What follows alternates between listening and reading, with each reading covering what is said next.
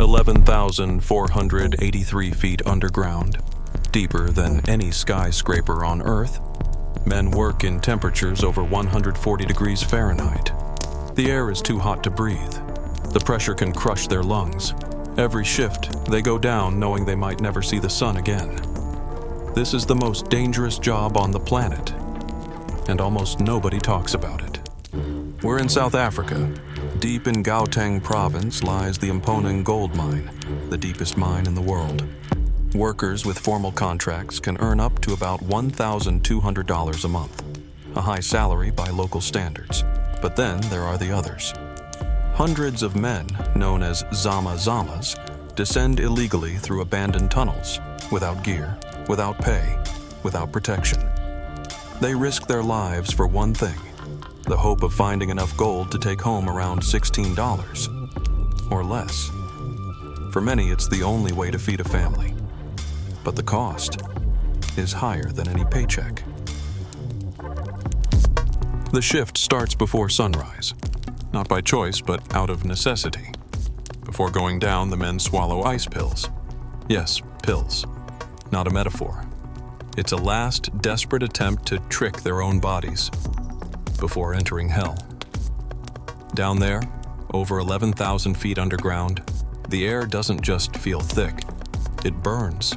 The surrounding rock radiates heat, 140 degrees Fahrenheit, 150 degrees Fahrenheit, sometimes more.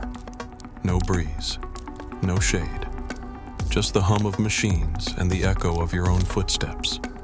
Massive ducts blast tons of melted ice into the tunnels day and night. But sweat? Sweat never even reaches the skin. It evaporates before it can run. And the heat is only the beginning. The walls groan. Sometimes they collapse without warning. In 2021, 11 men were buried alive in just 7 days. Nobody rescued them in time. Explosions of gas tear through the silence like underground thunder. In the constant darkness, minds start to crack. Some swear they see shadows moving through empty tunnels. Others hear voices of co-workers who are already dead. But the real killer doesn't make a sound. It creeps in slowly, invisibly, silica dust. With every breath, sharp crystals embed themselves in the lungs. Over time, the organ stiffens, turns to stone. Silicosis. A diagnosis that sounds more like a death sentence. Few live past 50. Almost none see their grandchildren grow up. They dig gold for the world, but they don't even get a proper coffin. In 2023, a man named Thabo, a pseudonym because even his identity has to be hidden, wrote a story that should never have had to exist. He entered the mine for the first time at 19 years old. Not out of bravery, out of inheritance. My father was crushed by a rock wall, he wrote. My uncle suffocated in an airless tunnel. In that family, the mine wasn't a job. It was destiny. For 12 years, Thabo went down. Every single day, even when he dreamed of darkness, even when he woke up tasting dust in his mouth. Until, at 31, his body said enough. The cough started mild. Then came the blood. Thick, dark, nearly black. The diagnosis: advanced silicosis. His lungs had turned to stone. Today, Thabo lives in a tin shack on the outskirts of Johannesburg. At the end of his testimony, he wrote, "They dig gold to decorate weddings, banks, phones. But when one of us dies, we're buried in the same dry ground we were born in. No headstone, no name, as if we never existed." Thabo is not an exception. He's a mirror of thousands. And while the world sparkles, they rot in silence. Every time someone slips a gold ring on their finger, every time a kid unlocks a brand new smartphone, every time a bank shuts its doors with tons of gold in the vaults, somebody is dying slowly in the dark. Their lungs turn to stone. Their bones crack from exhaustion. Their eyes may never see the sky again. The gold you touch, was paid for with sweat that never even dried. It evaporated in the tunnel's blazing heat. It was paid with the last breath of a man whose name no one remembered. The gold shines, but the hands that pulled it from the earth rot in the dark. This is the Extreme Archive. We remember what the world tries to forget. The Mponeng Mine didn't appear out of nowhere. It's the final chapter of a story that began over 130 years ago when gold was discovered in Johannesburg in 1886. Back then, the British Empire built a system designed to extract wealth and erase lives.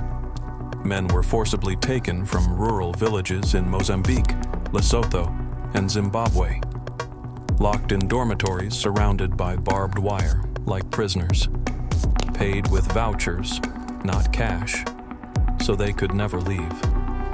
That system never really ended. Today, the dorms still exist. Overcrowded concrete blocks where up to 20 men share a single room. No privacy, no dignity. And the worst part?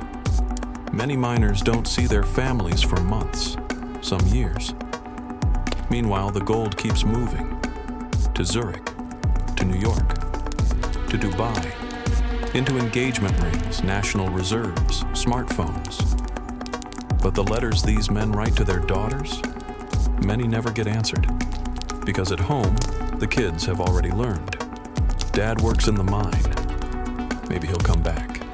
Maybe not. Silicosis isn't just a disease. It's a slow death sentence, bureaucratic and denied. Even though it's illegal not to treat a miner with silicosis. Less than 10% of cases are officially recorded. Why? Because to prove the disease came from the mine, a miner needs expensive tests, a lawyer, documents, things he doesn't have.